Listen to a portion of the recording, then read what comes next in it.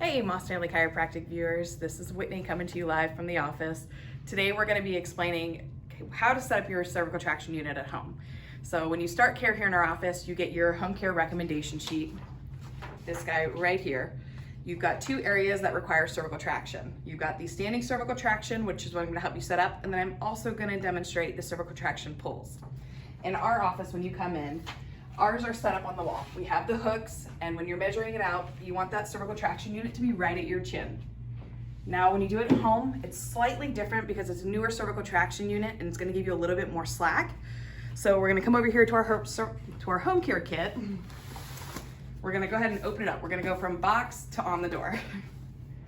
We're gonna open this bad boy up.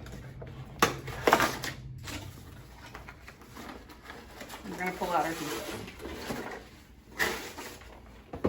Okay, so we have our cervical traction unit here. Now you have two different ways that you can actually put it over the door. They come with the little flop piece that is in the box itself, but that's not what we're gonna use. You only wanna use this if your door is extremely high and you wanna use it as an extender. The block you wanna use is the additional one that comes in the packaging here. You're gonna open that guy up.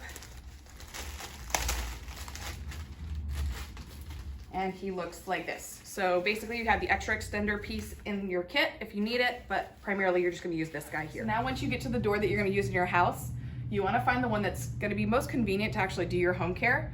This one is a good height for me, and it's conveniently located right next to me, so I'm gonna pick this one for today. All right, so what you're gonna do is take that piece and flop it right over the door there. You wanna put it closer to the frame so it won't bend the door. Go ahead and close the door to lock it in place and give it a good tug just to make sure it's secure.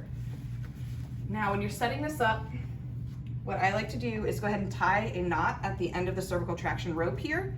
This will help to actually set it in place so that way it won't slide or slip out.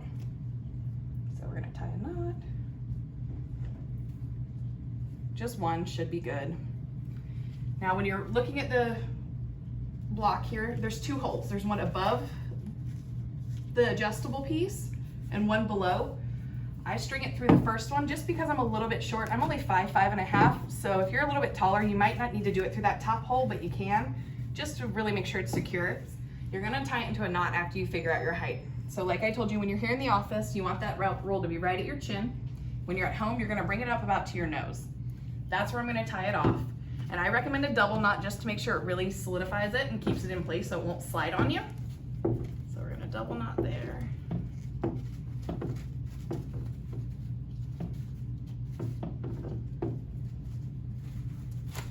Good. All right, once you have both your knots in there, go ahead and just tighten it as much as you can. Give it a good tug again, make sure it's secure.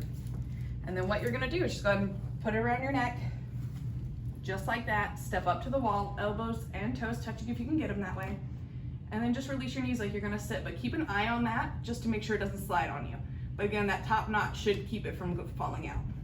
So we're just gonna give it a few good reps here.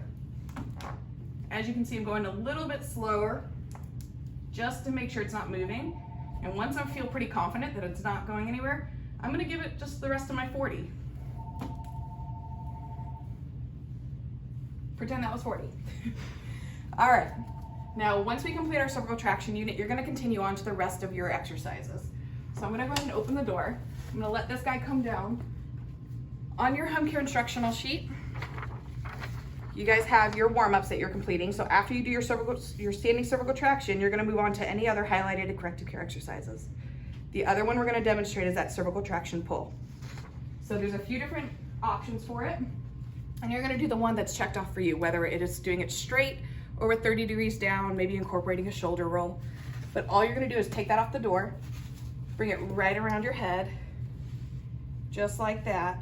And you can do this with your head weight on too to save you a little bit of time, because some of us have like 10 to 20 minutes doing our head weight, so that'll help to save a little bit of the time. But if you're doing your cervical traction pull straight, you're just gonna push your arms straight out. It does not matter that your arms are bent, as long as you're still doing a straight pull. If you're going 30 degrees down, you just wanna bring your arms down about 30 degrees and still continue to give it that pull for that 10 second hold, 10 reps, whatever your count is. Just double check your home care sheet to make sure you have the correct instructions. And if you have any questions at all on further setting this up, doing your cervical traction pull, let me know.